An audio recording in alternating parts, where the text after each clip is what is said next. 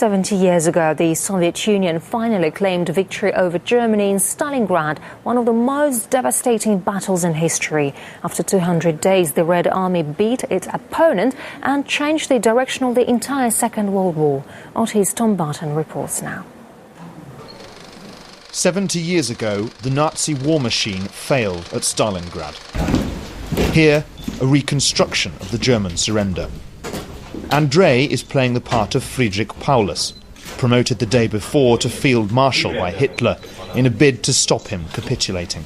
When Paulus realised that Hitler wanted him to commit suicide, he said he wouldn't give him such pleasure, and he chose to live. For Nazi Germany, this military disaster was the moment Hitler's hubris really caught up with him. For the Soviet Union, it was at last a decisive victory over the invaders that had ravaged so much of their country.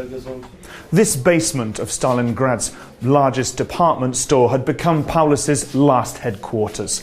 Soviet officers entered to find it packed with wounded, starving and freezing German soldiers. This is what had become of what had started out as the largest army the world had ever seen.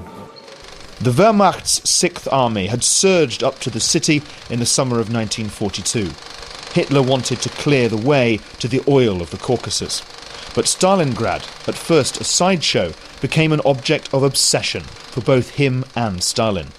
Fyodor fought for his very life, battling house to house as the Germans and their allies took 90% of the city. Stalingrad was hell.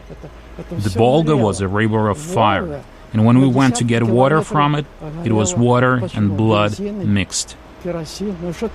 In November, Soviet commander Georgy Zhukov sprung a huge trap, cutting German forces off from their supply lines, surrounding them inside the frozen city. By the end of January, it was all but over. The city was a ruin. Only the few biggest buildings remained standing. For our people, it was very important because finally we stopped retreating.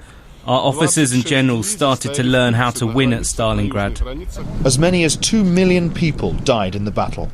Their bodies are still being discovered today.